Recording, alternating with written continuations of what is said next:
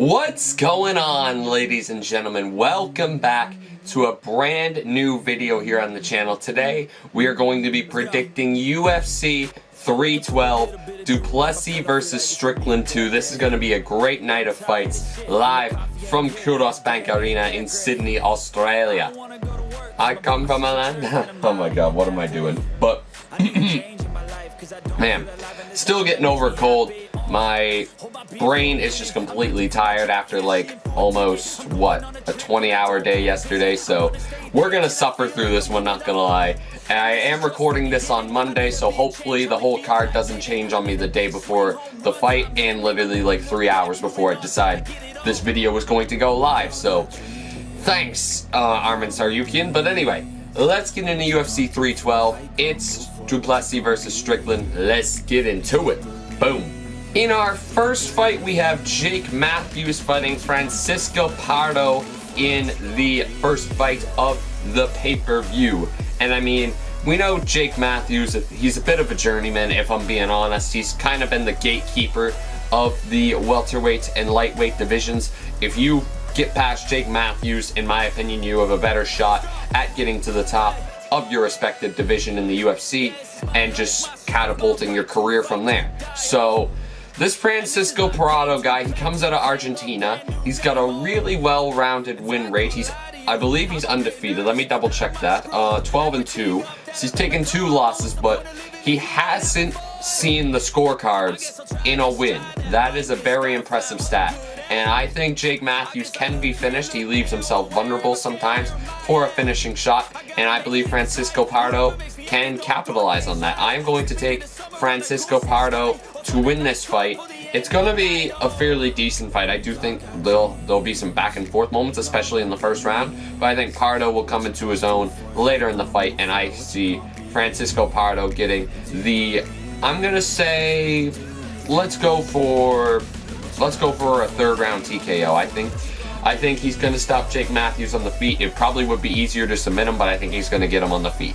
In our next fight up on the pay-per-view, Jimmy Crute takes on Rodolfo Bellato in the light heavyweight division, rather. I thought Jimmy Crute moved up to heavyweight there for a second, but this looks to be a very even fight by the looks of it. Both guys have fairly similar records, Crute being 12-4-1, Bellato being 12-2. So this is going to be a very interesting fight in my opinion. I mean, looks like, I think these guys are just going to try and stand and bang it out. But I mean, if there's not a finish in the first round in this fight, I'm fully expecting it to see the final scorecards.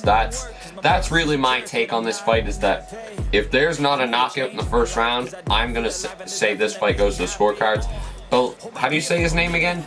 Rodolfo Bellato. He's going to be a tough test for Jimmy Crute. I feel like they definitely gave like the hometown Australian fighters a really rough go this time around, because there's some real tough tests for them here on this card. But I feel like I gotta give at least one hometown boy the benefit of the doubt on this pay-per-view card, and I feel like that's gonna go to Jimmy Crute. I think Jimmy Crute's gonna get the job done over Rodolfo Bellato. I could be proven very wrong on that, you never know, but yeah, Crute, he's just a good fighter, man. I really do think Jimmy Crute has some potentials to potentially go on a run, maybe sneak into the top 15 at some point, fight some of the upper end guys of the division. Maybe he's got a shot at the top 5, I don't know, but yeah, I mean, Jimmy Crute's had some good moments and bad moments, and I do think this will be another good moment in the career of the young Australian. I don't know how old he is, but we'll call him young. He seems like a decently young fella, but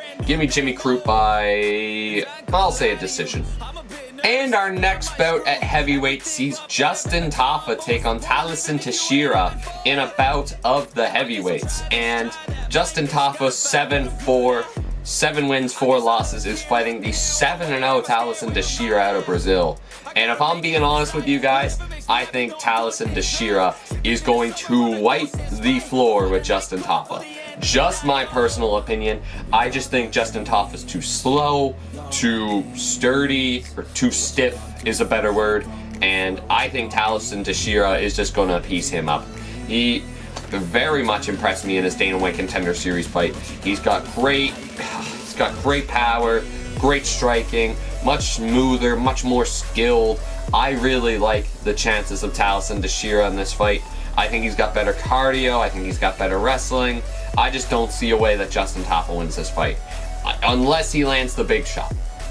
That's really my verdict on it. The only way Justin Tafa wins this fight is if he lands the big shot, but I don't see him landing that on the young Teixeira, and I think Taliesin Dashira gets the job done by first round knockout against Justin Tafa. And next up in our co-main event, we have a women's fight that I'm very excited for, to be honest. I mean, we got Zhang Weili defending her UFC strawweight title against Tatiana Suarez.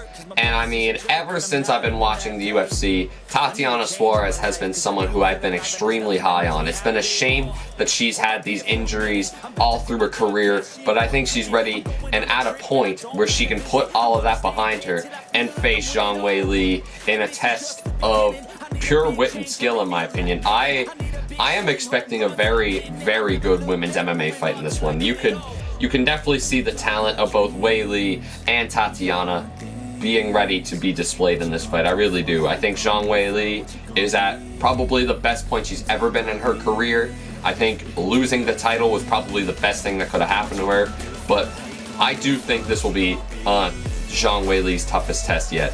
I mean, Tatiana Suarez has suffered many setbacks in her career, many setbacks, but I do think this is the moment for Tatiana Suarez. I mean, God, the poor woman's had cancer, out like 3 years with a neck injury. She came back, I remember she beat Jessica Andrade. Like, who else has she fought in that time frame? I can't even remember, because it's been so long. I remember her fighting again on that Marlon Moraes Henry Cejudo card like 5 years ago. And yeah, she had 2 canceled fights last year between Vinra Jandaroba and Amanda Lemos. I don't know what happened there, if she pulled out or what was the case.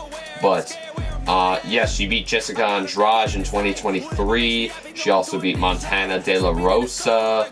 And like the last fight before that was against Nina Nunes back in 2019. It's been a long wait for Tatiana Suarez. It's even been like a year and a half since her last fight against Andrade, but now we're gonna see her at her best. She's got the championship fight. Can she make the most of it?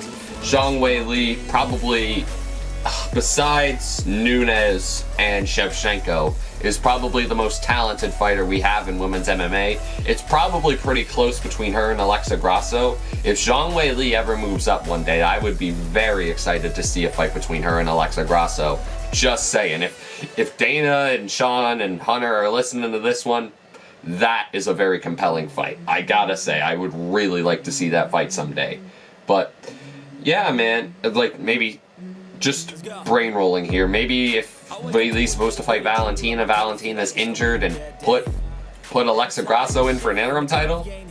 Just saying, I think that could be a pretty good fight. But I mean, Valentina's still got to get through Mariam Ferro or whatever her name is. I'm getting sidetracked, but Weili, she's definitely more dialed in than we've ever seen Zhang Weili be dialed in. I was just watching Countdown right before this, and she's looking really good. And I mean, and in our main event of the evening, we have Dricus still knocks Du Plessis. Actually, why do I low-key kind of look like Dricus? I'm just realizing this now. Why do I low-key kind of look like Dricus? But whatever. He fights the all-brash, all-American, who honestly, I do want to see win this fight. I ain't gonna lie. I just like Sean Strickland. I like Dricus Du Plessis too, but Sean Strickland's just a dog, bro. I love Sean Strickland. I mean, I just love how unapologetically himself he is. That I can really respect and admire that. And I mean, I think I only have like 2 or 3 fighter shirts. I have a Max Holloway one, and I have a Jorge Masvidal one. Stipe and Strickland are probably the other ones I get. Maybe Dustin Poirier. I'm a big fan of Poirier's as well. But yeah, man, Sean Strickland. Sean freaking Strickland. What more can I say about this guy? I mean,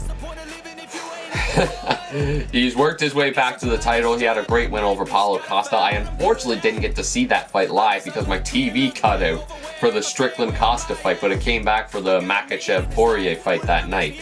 But he's got a tough test in front of him, man. Dricus du Plessis is no joke. He really isn't a joke. But he's awkward, he's untechnical. I mean, I think that's just the way his body operates, though. I think that's just the mechanics of the du Plessis body. And I mean, a friend of mine is South African. I will say that. A friend of mine has like, he grew up in South Africa, moved to Canada, like, right before COVID, and he met Dricus before his big incline and rise to a UFC champion, and he even said to me, he's like, this is the kind of fight that Dricus would lose. So I don't know what's going to happen here. I really don't, but this is a very, very interesting fight. I mean, Dricus is coming off a big win over Israel Adesanya, but the more I think about it, the more everything Dricus has done, it feels like Strickland's done better. Like, Dricus had a back and forth fight with Adesanya, and if he doesn't get him to the ground, I don't think he submits him. Well, I don't think he finishes him at the very least. He may have won a close decision, but I don't think he would have finished Adesanya on the feet. I think Izzy is too skilled for that. But I mean, I think Nassourdine Imavov is more skilled than Dricus du Plessis on the feet. And you see how that ended up. Why does all these middleweight conversations go back to Izzy, man? I feel bad for the guy, to be honest. But old Strickland, I mean, let's go back to Toronto. Let's take a look back at their first fight in January 2024. I thought that was a very close fight. But my honest verdict on it all is that if you're judging a boxing fight, Sean Strickland won by a country mile. If you're judging a mixed martial arts fight, Dricus du Plessis got the nod. I mean, it's a really close fight, but I had it 3 rounds to 2 for du Plessis. You could easily make the argument for Strickland, in my opinion, but I just think in terms of an all-round mixed martial artist game, Dricus du Plessis won that fight in Toronto, Ontario that night. And yeah, they're pretty even in reach, height, weight, obviously. Well, I feel like these guys are each other's antidote almost, in a way. Like, they're pretty well a perfect matchup for each other. And yeah, they both got great gas tanks. I definitely think we're going to see another 5-round brawl in this fight. I don't think it's going to be crazily to the death, but I do think Strickland and that Eric Nixick corner in his, like, the team in his corner are going to have to make adjustments, try to see what holes they can crack in the du Plessis team. And I am going to say that, oh my god, who am I going to take here? I'm actually going to say,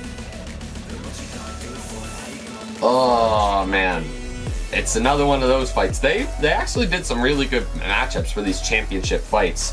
I gotta say it, my head's in one place, my heart's in the other. Well, my gut is in the other too. But I am going to say that,